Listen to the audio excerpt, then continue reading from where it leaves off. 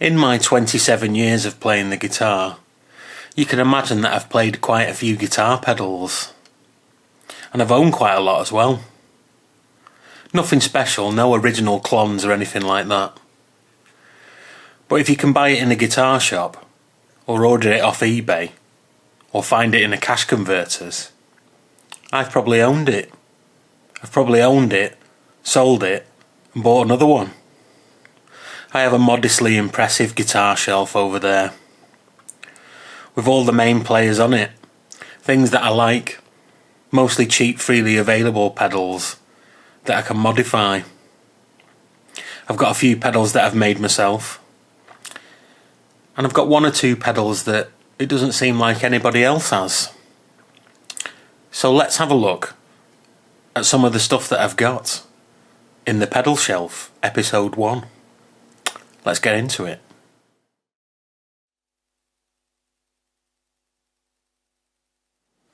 They started making the Boss DS1 in 1978, and it's the best-selling guitar pedal of all time. And it's so best-selling that I've got two of them. But because I'm a weirdo, neither one of them are stock or original. I've modified them both. I've got one that I modified with something I call the Pumpkin mod, which is available on my eBay shop. And I've got another one that I modified to be an Ibanez Sonic Distortion. You find that a lot of Boss pedals and Ibanez pedals are very close in design. Pop fact, the reason why Boss pedals are called Boss pedals and not Roland pedals is Roland that owns Boss. Well, Roland's first guitar pedal was an acoustic preamp and pickup system called the Boss. So they named all the other pedals Boss. Because the Boss DS1 is the best-selling guitar pedal of all time, there's literally millions of them. So they're very cheap second-hand. A Boss DS1 will set you back between 30 and 40 quid second-hand. Mine even came with a box. And I had my eye on an Ibanez Sonic Distortion, but they can go from anything upwards of £70. So it was the obvious choice. Buy another Boss DS1 and modify the circuit and fit it with a blue LED because, you know, Sonic Distortion, Sonic the Hedgehog. It made sense at the time.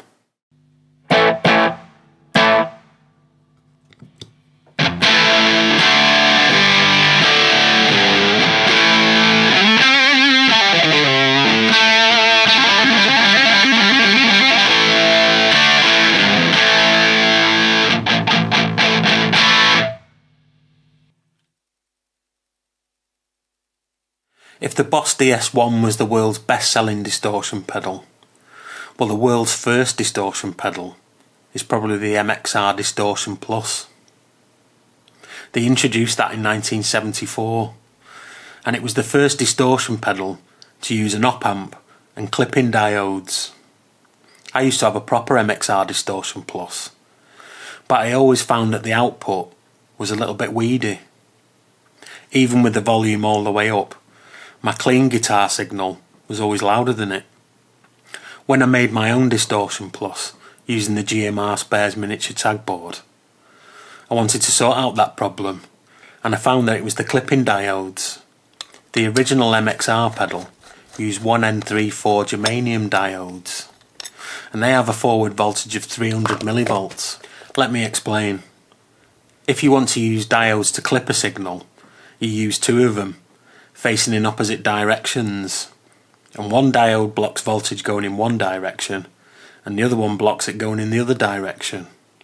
But you might ask yourself, Kieran, if they're both blocking voltage, how do we get clipping? Well, the funny thing is about diodes is they only block voltage over a certain voltage, and that's where you get forward voltage from. So those germanium diodes were letting through everything under 300 millivolts. And what it does is it just chops the top off things. It basically clips the top of your signal and clips the bottom of your signal off. Hence, diode clipping. If you change those diodes to a silicon diode, something like a 1N4148, you get twice the amount of forward voltage. so it's 600 millivolts.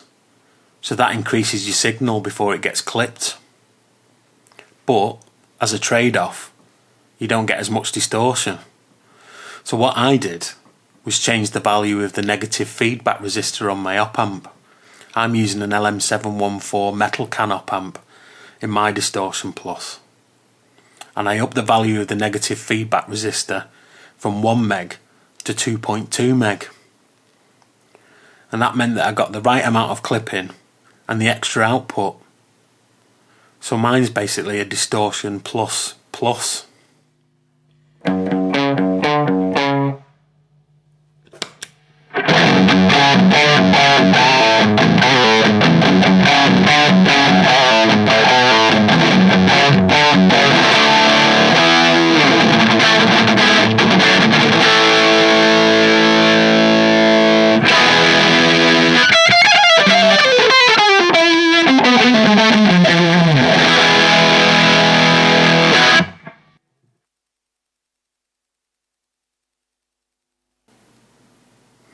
If you're looking for an overdrive pedal, you might be looking for a tube screamer or a super overdrive, or some weird boutique pedal that's basically one of those pedals in a fancier box. Not that it gets much more fancy than a Boss pedal box. I mean, that is the case of dreams, isn't it, the Boss pedal? Well, you shouldn't turn your nose up at a TC Electronics Mojo. Yeah, no, they're very cheap, aren't they? I picked up mine for £20 second hand with the box. But does that mean that it's crap? Well, no, it sounds great. It sounds just as good as a tube screamer. It's true bypass. You get bass and treble controls. And you also get a switch that changes the voicing of the pedal. There's loads of tones in it. TC Electronics were founded in 1976 by two Danish brothers called Kim and John. I'm not going to try and pronounce the surname. Their most famous pedal is the Stereo Chorus. That's the one that Eric Johnson likes to use. So it must be full of magic electrons and more mojo than the Mojo pedal. In 2015, TC Electronics was bought by Music Tribe, and that's owned by Yuli Behringer. So TC Electronics are basically owned by Behringer now. And I know Behringer have a bad reputation, but you can't beat the Mojo. If it's good enough for Paul Gilbert, it's probably good enough for us, isn't it?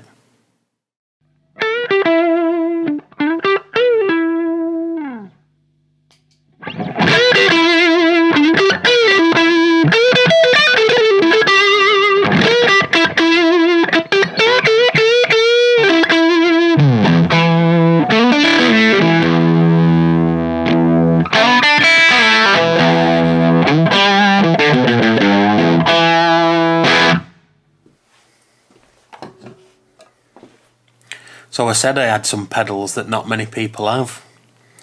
And I don't think anybody else has a pedal like this. I think this might be the only one. It's apparently made by a company called Electrosound Limited of Devon. But if you type that into Google, nothing comes up. Just a load of conservatories. Don't know what that's about. Where did I get it from? Well, on Saturdays, I used to go and look in the local charity shops. I went in the Cats Protection charity shop. They're pretty good because they sold electrical stuff. And nestled in the box of electrical stuff was this pedal with a Strat tremolo arm sellotape to it. Obviously, someone had given in a load of guitar stuff and they just thought, well, stick all that together and sell it as one. And how much did this obscure pedal cost me? £5.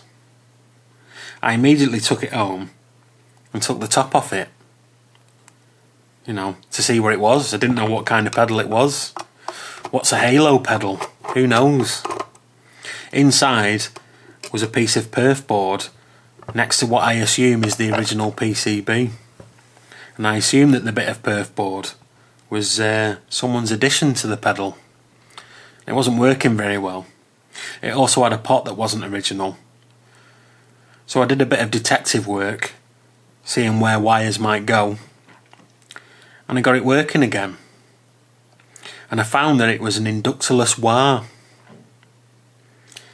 But oddly, for something in such a big case, it doesn't have any pedal to make it go wah wah.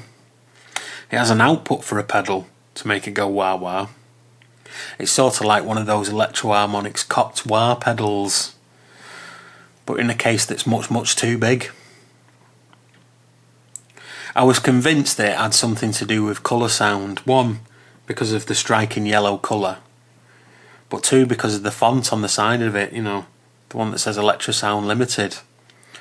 I had a Colour Sound Fuzz Wah for a bit, and that had the same font. But obviously they're made in London. This was made in Devon. So I fired off an email to Colour Sound, or whoever owns Colour Sound these days.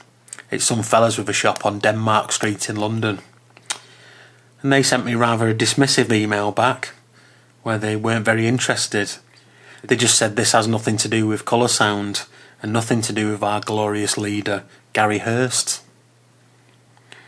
So I'm at a loss. What is it? It uses BC107 transistors. It's got a proper printed circuit board that looks like it's from the 70s. It's called a Halo. I mean, that's confusing in itself. There's a wah-wah inductor called a Halo inductor, but this is an inductorless wah. I wonder whether these holes next to the foot switch have anything to do with how the wah-wah was activated. Maybe there was some kind of halo kind of thing going round the foot switch, and you pressed on that and that made it go wah-wah. I don't know. I don't know what it was for or who made it. If you're Mr. Electrosound, please get in touch. And if you own one as well, well, get in touch as well, because we can both be confused as to what it is. All very fascinating. Massive case for a copped wah sound.